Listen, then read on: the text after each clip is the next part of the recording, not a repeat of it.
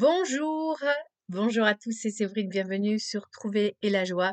Nous sommes en plein Triduum Pascal hier. Nous avons fêté le jeudi saint avec la scène du lavement des pieds. C'était vraiment un moment très émouvant.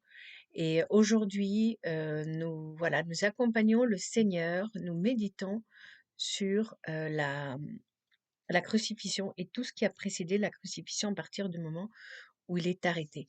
Donc moi, je vais vous lire quelques passages. Je ne peux pas tout vous lire. C'est toujours tiré de l'Évangile tel qu'il m'a été révélé de Maria Valtorta. Donc je rappelle que Maria Valtorta est une mystique italienne qui, pendant la Seconde Guerre mondiale et un petit peu après, donc dans les années 40, a reçu des visions de tout l'Évangile par le Christ lui-même. Et c'est absolument somptueux. C'est un cadeau magnifique que nous fait Jésus. Il a fait ça pour renforcer notre foi, pour que nous ayons tout un tas de détails qui nous permettent de beaucoup plus le comprendre, de beaucoup plus comprendre cet amour infini qu'il a pour nous, ces souffrances inouïes qu'il a pour nous, mieux connaître aussi sa maman Marie qui a énormément souffert, mais en silence.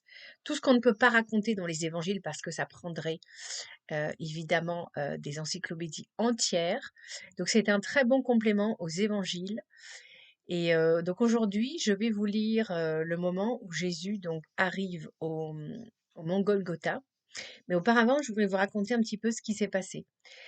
Donc on sait que Jésus a été interrogé à la fois par les Juifs, par Pilate, et qu'à chaque fois il a été maltraité, on l'a insulté, giflé, craché dessus, on lui a planté une couronne d'épines dans la tête, il a été flagellé quasiment à mort. Et justement, je voulais revenir là-dessus. Ce qu'on ne sait pas, parce que souvent les représentations de Jésus crucifié sont des représentations, on va dire, symboliques, parce que si on veut savoir dans quel état était Jésus quand il a été crucifié sur la croix, eh bien, il faut relire Isaïe. Il n'avait plus apparence humaine. Jésus, qui était d'une beauté sans pareille, puisqu'il était d'une beauté divine, était devenu une loque humaine tellement il avait enduré tout un tas de tortures physiques. Et c'est vrai que souvent, pour des tas de raisons, sur les crucifix, on va nous présenter les stigmates, mais il faut se représenter le corps de Jésus. Il n'y a pas 1 centimètre carré qui ne soit pas meurtri par une blessure. Donc, il a reçu des coups de fouet, ce qu'on ne sait pas, non seulement dans le dos, et d'une violence inouïe, mais également sur tout le corps, et notamment sur tout l'abdomen. Ce qui fait qu'en fait, tous ses organes ont été atteints. Ses reins ont été atteints, ses foies ont été atteints, ses poumons. Et c'est dans cet état-là, de quasi-mort, qu'il a dû entreprendre la route avec cette croix très lourde. Parce que la croix de Jésus était plus longue que la croix des autres criminels. Donc elle était beaucoup plus lourde. Eux, ils étaient en forme par rapport à Jésus, alors que lui, il avait déjà perdu énormément de sang, il avait du mal à respirer, il avait déjà ses reins qui commençaient à se bloquer, son foie. Enfin, c'était vraiment l'horreur absolue. Et, euh, et comme si ça ne suffisait pas, tout le long du trajet, il recevait. Alors, ce que j'avais oublié de vous dire, c'est que quand il a été emmené pour être jugé devant Pilate, sur tout le chemin, il était traîné. Les Juifs ont fait exprès de prendre le plus long chemin. Et donc, alors que quelques jours plus tôt, le peuple juif s'était réuni pour l'acclamer, déposer leur manteau par terre pour qu'il marche dessus, l'appeler, dire Hosanna, et bien là, pas forcément les mêmes, mais beaucoup étaient les mêmes qu'il avait acclamés avant, et bien là, l'insulter, le jeter les pierres et des immondices. C'est-à-dire que déjà le Christ, il était malmené, mais en plus, on l'insultait. Donc vous imaginez quand vous êtes d'état de faiblesse, on vous insulte, on vous jette des pierres, on lui a jeté des excréments, des ordures. Il avait tout ça dans le visage et c'est dans cet état-là qu'il devait avancer avec cette croix sur le dos. Donc on peut dire que vraiment nul être humain n'a subi la torture que le Christ a subie. Donc je vais démarrer la lecture au moment où Jésus donc est arrivé au mont Golgotha. Vient le tour de Jésus, d'où il s'allonge sur le bois. Les 2 larrons étaient tellement déchaînés que les 4 bourreaux, n'y arrivant pas, avaient dû demander l'intervention des soldats pour les maintenir, afin qu'ils ne repoussent pas à coups de poing les tortionnaires qui les attachaient par les poignets. Mais pour Jésus, il n'est pas besoin d'aide. Il se couche et met la tête là où on lui dit de la mettre. Il ouvre les bras comme on lui demande de le faire, étend les jambes comme on le lui ordonne. Il s'occupe seulement de bien ajuster son voile. Alors le voile en fait, c'est donc en fait, on l'a forcé aussi ultime humiliation pour Jésus qui était la pudeur incarnée, de se déshabiller devant tout le monde pour mettre une espèce de linge grossier pour cacher ses parties intimes. Et à ce moment-là, sa maman l'a vu et elle a détaché un des voiles qu'elle avait parce que les femmes juives portaient plusieurs voiles. Et donc, en fait, pour cacher ses parties intimes, lui servant un peu, on va dire, de culotte, il avait donc le voile de sa maman. Donc, c'est évidemment très, très symbolique tout ça. On voit Jésus qui redevient un petit enfant. Et évidemment, voilà, ajuster son voile pour pas qu'on voit son intimité. Désormais, son long corps mince et blanc se détache sur le bois sombre et le sol jaunâtre.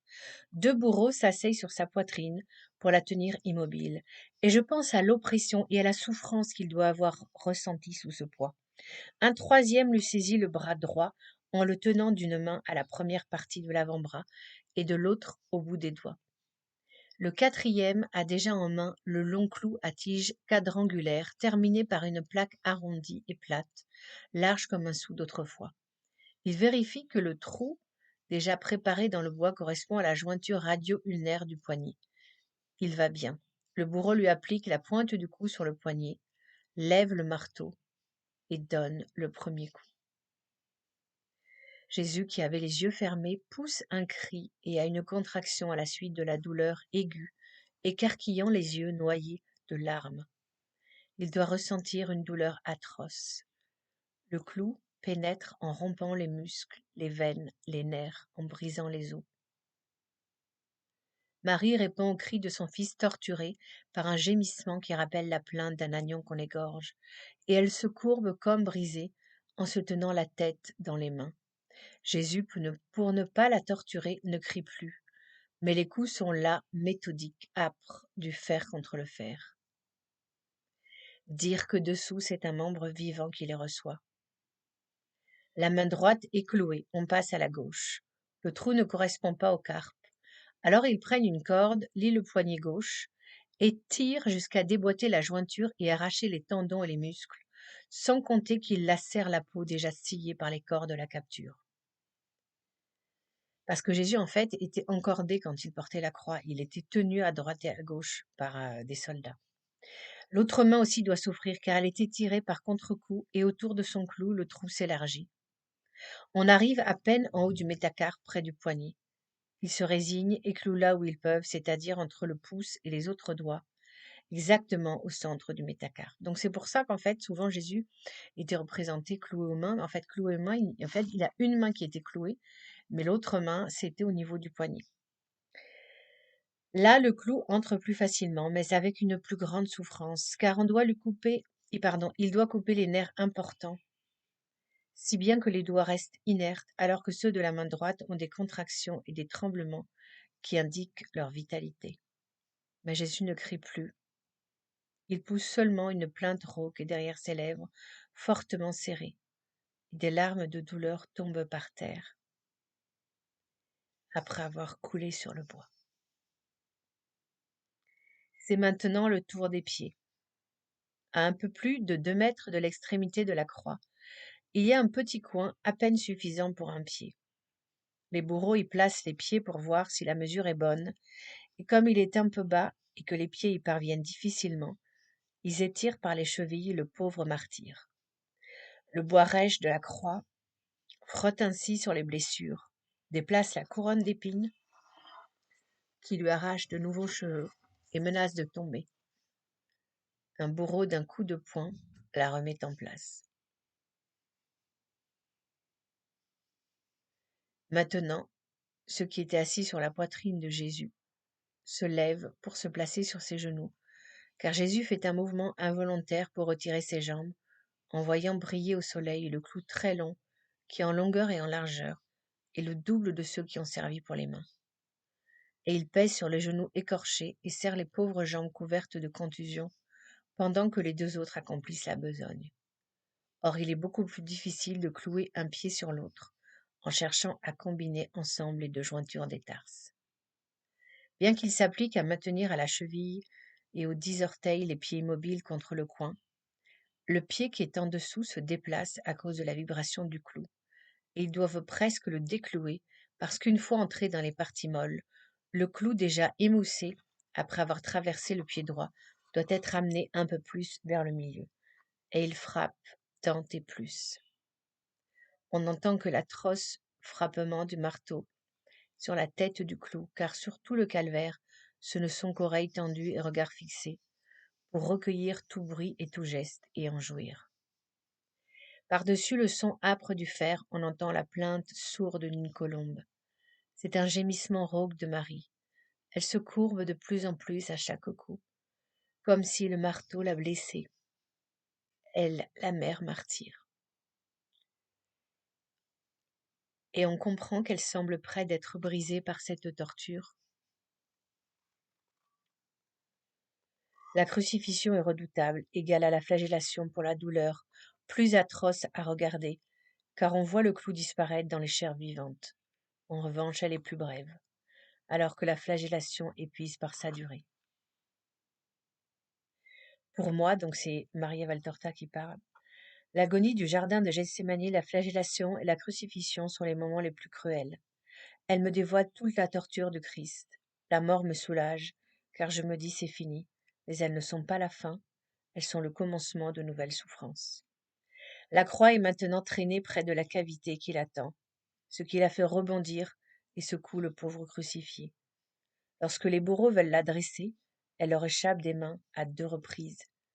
Elle retombe une fois soudainement et une autre fois sur le côté droit, infligeant à Jésus un horrible déchirement, car la secousse qu'il subit déplace ses membres blessés. Mais quand ensuite on la laisse tomber, elle ondule dans tous les sens avant d'être bien calée par des pierres et de la terre, ce qui imprime de continuels déplacements du pauvre corps suspendu à 3 clous. La souffrance doit être intenable. Tout le poids du corps de Jésus se déplace en avant et vers le bas, et les trous s'élargissent, en particulier celui de la main gauche, de même que celui des pieds. Le sang jaillit. Aux pieds, il goutte des orteils sur le sol et glisse sur le bois de la croix. Mais au niveau des mains, il suit les avant-bras, car ils sont plus hauts aux poignets qu'aux aisselles, par suite de la position du corps. Il coule aussi le long des côtes, en descendant de l'aisselle vers la taille. Quand la croix ondule avant d'être fixée, la couronne d'épines se déplace, car la tête de Jésus se rabat vers l'arrière et s'enfonce dans la nuque. Le gros nœud qui la termine, puis revient se placer sur le front, et griffe sans pitié. Finalement, la croix est bien en place, et il ne reste que le supplice d'y être suspendu. On dresse aussi les croix des larrons qui, une fois en position verticale, hurlent comme si on les écorchait vifs sous la torture des liens qui leur scient les poignets, on gonfle les veines comme des cordes et rendent leurs mains noires. Jésus se tait. La foule, au contraire, reprend son vacarme infernal. Maintenant, le sommet du Golgotha porte son trophée et sa garde d'honneur. À la limite la plus élevée se trouve la croix de Jésus, et les 2 autres sont sur les côtés. Une demi-ceinturie de soldats, l'arme au pied, s'est positionnée tout autour du sommet. À l'intérieur de ce cercle d'hommes en armes, les 10 cavaliers descendus de leur monture jouent aux dés les vêtements des condamnés. Debout, entre la croix de Jésus et celle de droite, se tient Longinus. Il semble monter une garde d'honneur au roi martyr. L'autre demi-ceinturie au repos est aux ordres de l'aide de camp de Longinus, sur le sentier de gauche et sur la plateforme plus basse, en attendant d'être mobilisés s'il en était besoin. Les soldats font preuve d'une indifférence à peu près totale. Un seul lève parfois la tête vers les crucifiés. Longinus, au contraire, observe tout avec curiosité et intérêt. Il compare et juge intérieurement les crucifiés, et le Christ spécialement avec les spectateurs. Son œil pénétrant ne perd aucun détail, et pour mieux voir, il protège ses yeux de la main, car le soleil doit le gêner. C'est en fait un soleil étrange, d'un jaune rouge d'incendie. Cet incendie semble parfois s'éteindre soudainement quand un nuage noir comme de la poix surgit de derrière les montagnes de Judée, parcourt rapidement le ciel et va disparaître derrière d'autres monts. Mais quand le soleil revient, il est si ardent que l'œil ne supporte que difficilement. Longinus aperçoit Marie juste au-dessous du talus, son visage bouleversé levé vers son fils. Et elle, un des soldats qui joue au dé, lui dit: Si la mère de cet homme veut monter avec le fils qui la soutient, qu'elle vienne. Escorte-la et aide-la. Avec Marie, soutenue par Jean, que l'on prend pour son fils, monte par un petit escalier creusé dans le tuffeau. Je crois et franchis le cordon de soldats pour venir au pied de la croix, mais un peu à l'écart pour être vu par Jésus et pour le voir. La foule lui adresse aussitôt les insultes les plus outrageantes et la joie en blasphème proférée contre son fils. Mais elle, de ses lèvres tremblantes et blanches, cherche seulement à le réconforter, avec un sourire déchiré, sur lequel viennent s'essuyer des larmes qu'aucune volonté ne parvient à retenir. Les gens, à commencer par les prêtres, scribes, pharisiens, sadducéens, hérodiens et autres de même acabit, s'offrent le plaisir de faire une sorte de carrousel. Ils montent par le chemin le plus abrupt, passent le long de la hauteur terminale et redescendent par l'autre chemin ou vice-versa. Et en passant au pied du sommet, sur la seconde plateforme, ils ne manquent pas de vomir leur blasphème en hommage aux mourants. Toute la turpitude et la cruauté, toute la haine et la folie dont les hommes sont capables sortent à flot de ces bouches infernales. Les plus acharnés sont les membres du temple, tandis que les pharisiens font chorus. Sauveur du genre humain, pourquoi ne te sauves-tu pas? Ton roi Belzébuth t'a-t-il abandonné? Il t'a renié? Lance trois prêtres, et une bande de juifs. Toi qui, pas plus tard qu'il y a 5 jours, avec l'aide du démon, faisais dire au Père, ah ah ah, qu'il fallait te glorifier, pourquoi ne lui rappelles-tu pas sa promesse? Et 3 pharisiens, blasphémateurs, il a sauvé les autres, prétendait-il, avec l'aide de Dieu, et il ne réussit pas à se sauver lui-même. Tu veux qu'on te croie?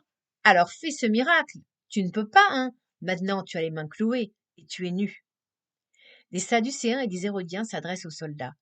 Gare à ne pas être envoûtés, vous qui avez pris ces vêtements. Il a en lui le signe infernal.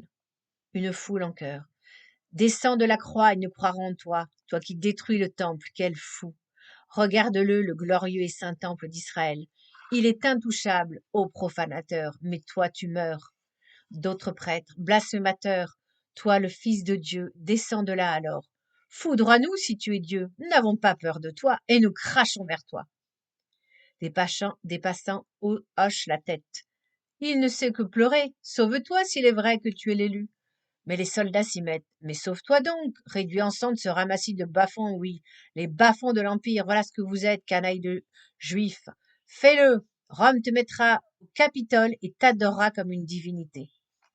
Les prêtres et leurs comparses. Les bras des femmes étaient plus doux que ceux de la croix, n'est-ce pas? Mais regarde, elles sont déjà prêtes à te recevoir. Et ils disent un mot infâme. Tu as Jérusalem tout entière pour te servir de paranymphe. Et ils sifflent comme des charretiers. Des hommes lancent des pierres. Change-les en pain, toi qui les multiplies. Certains singent les hosannas du dimanche des rameaux, agitent des palmes et crient: Maudit soit celui qui vient au nom du démon, maudit soit son royaume. Gloire à Sion qui le retranche du monde des vivants. Un pharisien se place en face de la croix, montre le poing en lui laissant les cornes et lance: Je te confie au Dieu du Sinaï, disais-tu. Maintenant, le Dieu du Sinaï te prépare au feu éternel. Pourquoi n'appelles-tu pas Jonas pour qu'il te rende un bon service? Un autre: N'abîme pas la croix avec tes coups de tête. Elle doit servir pour tes fidèles. Il en mourra toute une légion sur ton bois. Je te le jure par le Très-Haut. Et pour commencer, j'y mettrai Lazare. Nous verrons si tu l'arraches à la mort cette fois.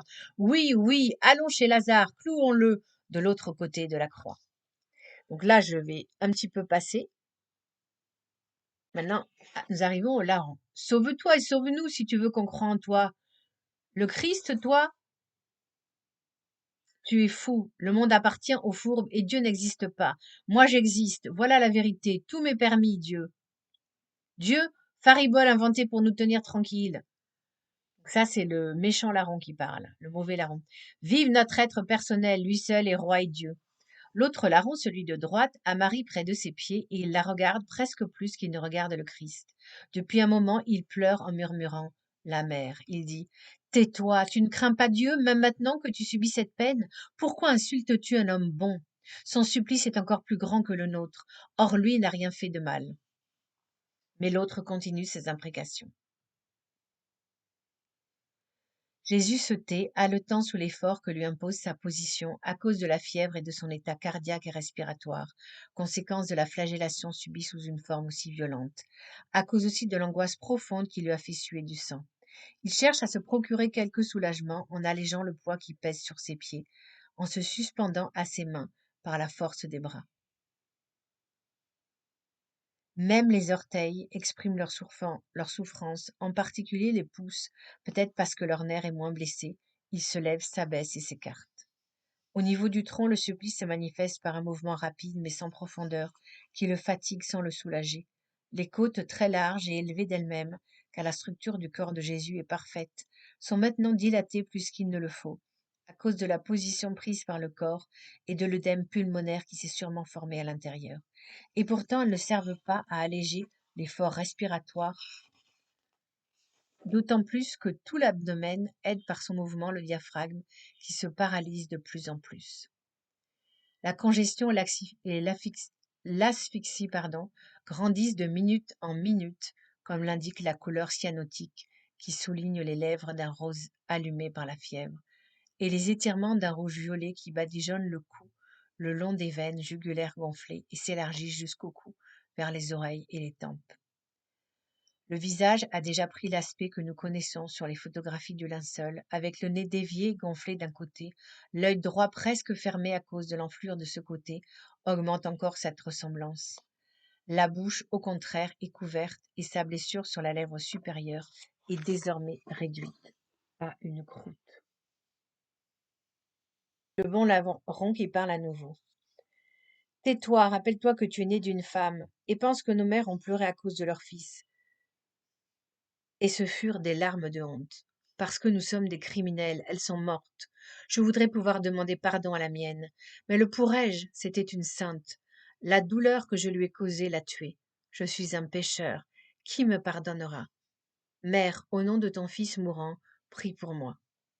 Marie lève un instant son visage torturé pour regarder ce malheureux. Les larmes de Dismas redoublent, ce qui déchaîne encore plus les moqueries de la foule et de son compagnon. Jésus prend la parole pour la première fois. Père, pardonne-leur parce qu'ils ne savent pas ce qu'ils font. Cette prière vint tout crainte chez Dismas. Il ose regarder le Christ et dit, Seigneur, souviens-toi de moi quand tu seras dans ton royaume. Pour moi, il est juste que je souffre ici, mais accorde-moi miséricorde et paix dans l'autre vie. Un jour, je t'ai entendu parler, et cela dans ma folie, j'ai repoussé ta parole. Je me repens maintenant.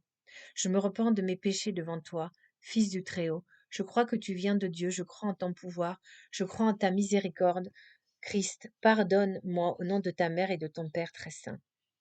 Jésus se tourne et le regarde avec une profonde pitié. Avec un sourire encore très beau sur sa pauvre bouche torturée, il déclare, Je te le dis, aujourd'hui tu seras avec moi au paradis. Le larron repenti se calme et ne sachant plus les prières apprises pendant son enfance, il répète comme une oraison jaculatoire. Jésus de Nazareth, roi des Juifs, aie pitié de moi. Jésus de Nazareth, roi des Juifs, j'espère en toi. Jésus de Nazareth, roi des Juifs, je crois à ta divinité. L'autre persiste dans ses blasphèmes. Le ciel devient toujours plus sombre. Il est désormais rare que les nuages s'entr'ouvrent pour laisser passer le soleil. Ils s'amoncellent au contraire en couches de plus en plus épaisses, blanches verdâtres. L'air est presque plus sinistre. La lumière d'abord vive outre mesure est en train de devenir blafarde. Les visages prennent des teintes bizarres. Jésus paraît devenir sinistrement livide, comme s'il commençait à se décomposer, comme s'il était déjà mort. Sa tête commence à retomber sur la poitrine. Les forces lui manquent rapidement. Il tremble malgré la fièvre qui le brûle. Et dans sa faiblesse, il murmure le nom qu'il ne prononçait jusqu'ici qu'au fond de son cœur. Maman, maman. Il le murmure doucement comme dans un soupir, comme s'il éprouvait déjà un léger délire. Les gens cruels rient de ce spasme de mourant et de celle qui le partage.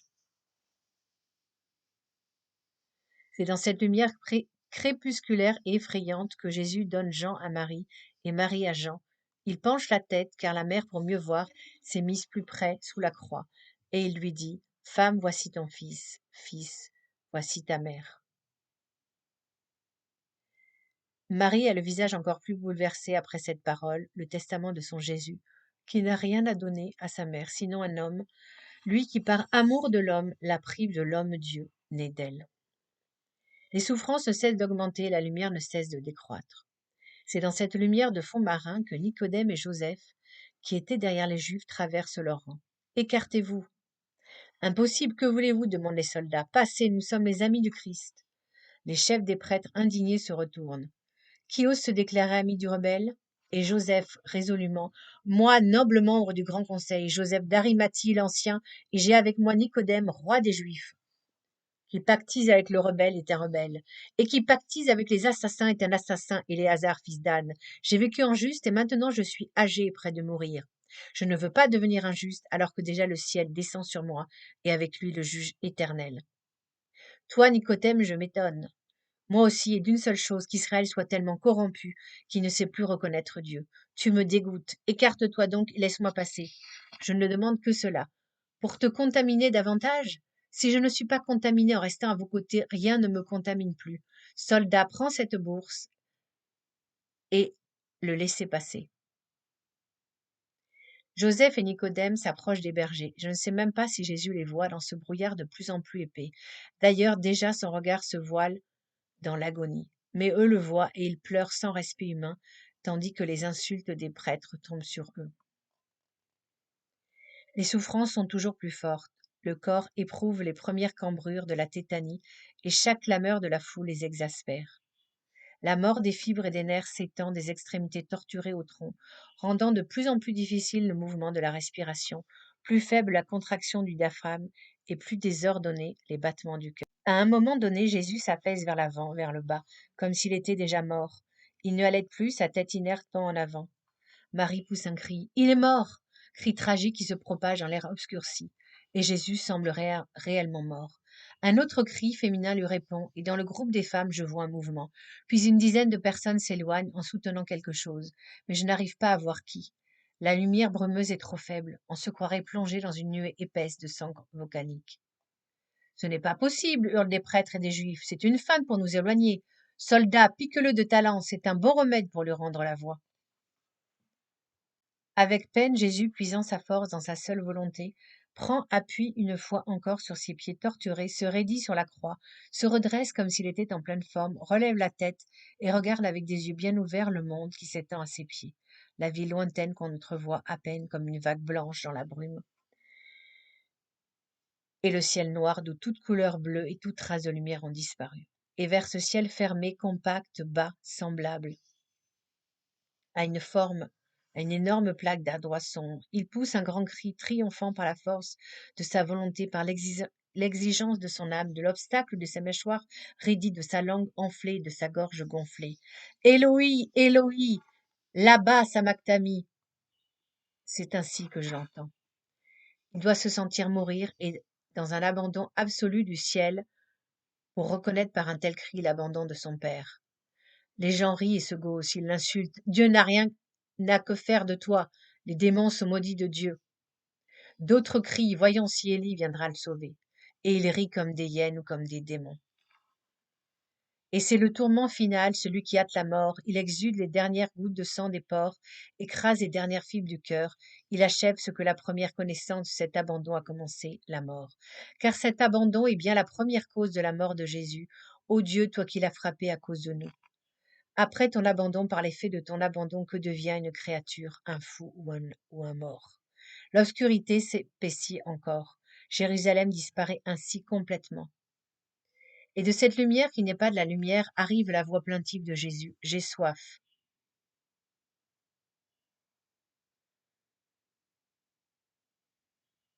Un soldat se rend auprès d'un vase, prend une éponge dans le liquide, l'enfile au bout d'un roseau fin et pourtant rigide qui est déjà prêt, à portée de main, et la présente au mourant. Jésus se tend avidement vers l'éponge qui se rapproche. On dirait un enfant affamé qui cherche le sein de sa mère. À cette vue, Marie, qui doit y penser, gémit en s'appuyant sur Jean. Je ne peux même pas lui donner une de mes larmes. Ô mon sein, pourquoi ne donnes-tu plus de lait? Mon Dieu, pourquoi nous abandonnes-tu ainsi? Fais un miracle pour mon fils, qui me soulèvera pour que je le désaltère de mon sang, puisque je n'ai pas de lait. Jésus, qui a sucé avidement l'âpre et amère boisson, détourne la tête dégoûtée. Il se retire, s'affaisse et s'effondre. Tout le poids de son corps retombe sur ses pieds en avant. La tête de Jésus pend en avant si pesamment que le cou paraît creusé en 3 endroits. Sa respiration est de plus en plus haletante et c'est déjà plus un râle syncopé qu'une respiration. De temps à autre, un accès de toux pénible fait monter sur ses lèvres une écume légèrement rosée. La paralysie pulmonaire s'accentue. Alors, à la manière d'un enfant qui se plaint, Jésus appelle maman. Et la malheureuse murmure: Oui, mon trésor, je suis là. Elle dit: Non, non, mon fils, moi je ne t'abandonne pas. Écoute-moi, mon chéri, maman est ici. Elle est ici et mon seul tourment est de ne pas pouvoir venir là où tu es. Là où tu es. C'est un déchirement. Jean pleure sans retenue. Je suppose que Jésus entend ses sanglots mais ne dit rien. Un silence, puis net, dans l'obscurité totale, jaillit la parole. Tout est accompli. Suit un halètement de plus en plus rauque, avec, entre les râles, des intervalles de silence de plus en plus longs. Le temps court sur ce rythme angoissé. La vie revient quand l'air est rompu par le halètement âpre du mourant. On souffre de l'entendre, on souffre de ne pas l'entendre. On dit assez de souffrance, et on dit mon Dieu que ça ne soit pas son dernier soupir. Toutes les maries pleurent, la tête contre le talus. Leurs sanglots sont bien audibles car désormais la foule se tait de nouveau pour recueillir les râles du mourant. Encore un silence, puis prononcé avec une infinie douceur en une ardente prière, s'élève cette supplication. Père, entre tes mains, je remets mon esprit. Puis voilà le dernier spasme de Jésus, une affreuse convulsion qui paraît vouloir arracher du bois le corps qui est fixé par 3 clous. Elle monte par 3 fois des pieds à la tête et parcourt tous les pauvres nerfs torturés, soulève à 3 reprises l'abdomen d'une manière anormale, puis lâche prise après l'avoir dilaté comme par un bouleversement des viscères, de sorte qu'il retombe et se creuse comme s'il était vidé. À la dernière de ces 3 contractions, Jésus n'est plus qu'un arc tendu, vibrant, terrible à voir. Soudain, un cri puissant, impensable dans ce corps épuisé, se dégage, déchire l'air, le grand cri dont parlent les évangiles, qui est la dernière par syllabe du mot maman, puis plus rien. La tête retombe sur sa poitrine, le corps en avant, le frémissement cesse, ainsi que toute respiration. Jésus a expiré. La terre répond au cri de celui qu'on a tué par un grondement effrayant. On dirait que des milliers de buccins de géants émettent un même son, et sur cet accord terrifiant se greffent les notes isolées déchirantes des éclairs, qui sillonnent le ciel en tous sens, tombent sur la ville, sur le temple, sur la foule. Je crois qu'il y aura des gens foudroyés, car la foule est frappée directement. Il n'y a plus d'autre lumière que celle des éclairs, encore est-elle irrégulière. Et tout à coup, pendant que durent encore les décharges de la foudre, la terre se convulse sous un tourbillon de vent digne d'un cyclone. Le tremblement de terre et la trombe d'air s'unissent dans une même apocalypse pour châtier les blasphémateurs. Le sommet du Golgotha ondule et danse comme un plat dans la main d'un fou. Les secousses telluriques malmènent tellement les 3 croix qu'elles pourraient les renverser. Longinus, Jean et les soldats s'accrochent là où ils peuvent, comme ils peuvent pour ne pas tomber. D'un bras, Jean s'agrippe à la croix, et de l'autre, il soutient Marie qui, à cause de sa douleur et des secousses, s'abandonne sur son cœur. Les autres soldats et surtout ceux qui sont du côté en pente ont dû se réfugier au milieu pour ne pas être projetés en bas. Les larrons hurlent de terreur. La foule crie encore plus fort et voudrait s'enfuir, mais elle ne le peut. Les gens tombent les uns sur les autres, s'écrasent, se précipitent dans les fentes du sol, se blessent, roulent le long de la pente et deviennent fous. Marie tend ses mains, qui tremblent dans l'air obscurci, et crie mon fils, mon fils, mon fils. Puis elle écoute. Elle a la bouche ouverte, comme si elle pouvait lui servir à mieux écouter, les yeux dilatés pour voir. Elle ne peut croire que son Jésus n'est plus. Jean, lui aussi, a regardé, écouté. Il a compris que tout est fini. Il prend Marie dans ses bras et cherche à l'éloigner en disant il ne souffre plus. Mais avant que l'apôtre ne termine sa phrase, Marie, qui a compris tourne sur elle-même, se penche vers le sol et porte ses mains à ses yeux et crie: Je n'ai plus de fils. Marie-Madeleine s'assied là où était Jean, et étend presque Marie sur ses genoux, la soutenant entre ses bras et sa poitrine. Elle embrasse son visage exsangue, renversé sur une épaule, compatissante. Marthe et Suzanne se servent d'une éponge et d'un linge trempé par le vinaigre pour laver ses tempes et ses narines, tandis que sa belle-sœur, la bonne Marie, femme d'Alphée, lui baise les mains en l'appelant d'une voix déchirante.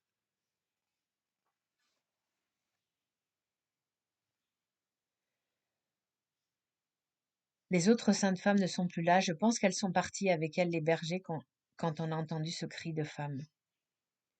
Les soldats discutent. Tu as vu les Juifs, cette fois ils avaient peur. Et ils se frappaient la poitrine. Les plus terrifiés, c'étaient les prêtres. Quelle peur! J'ai senti d'autres tremblements de terre, mais jamais comme celui-là. Regarde, la terre est pleine de crevasses. Longilus se met en face du crucifié, étudie bien le coup, puis le donne. La large lance pénètre profondément de bas en haut, de droite à gauche. Jean, qui se débat entre son désir de voir et l'horreur de la vision, détourne la tête en un instant. C'est fait, mon ami, dit Longinus avant d'ajouter. C'est mieux ainsi, comme un cavalier sans briser les os. C'était vraiment injuste. De la blessure soigne beaucoup d'eau et à peine un filet de sang qui déjà forme des cailloux. Pendant que sur le calvaire, tout garde ce tragique aspect, je rejoins Joseph et Nicodème qui descendent par un raccourci pour aller plus vite. Ils sont presque en bas lorsqu'ils rencontrent Gamaliel. Un Gamaliel dépeigné, sans couvre-chef, sans manteau, avec son splendide vêtement souillé de terre déchiré par les ronces. Gamaliel, toi? Toi, Joseph, tu le quittes? Moi non. Mais pourquoi es-tu ici? Dans quel état? Il se passe des choses terribles. J'étais dans le temple, le signe, le temple tout ouvert, le rideau pourpre et Jacinthe pan déchiré, le saint destin est découvert, anathème sur nous.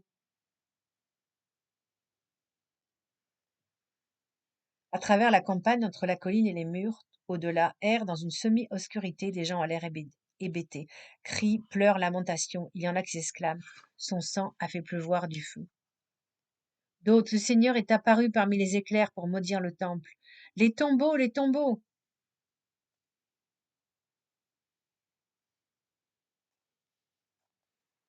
Gaël arrive au pied de la croix, il croit que Jésus n'est pas mort, et quand il s'en rend compte, il dit: Mort, tu es mort, oh! Gamaliel lève un visage terrorisé. Il se met à genoux, tend les bras et pleure. C'était toi, nous ne pouvons plus être pardonnés, nous avons demandé ton sang sur nous. Il crie vers le ciel, et le ciel nous maudit. Mais tu étais la miséricorde, je te le dis, moi, qui suis le rabbi anéanti de Juda, ton sang sur nous par pitié, asperge-en nous, lui seul peut nous obtenir le pardon. Et maintenant Jésus va être descendu de la croix.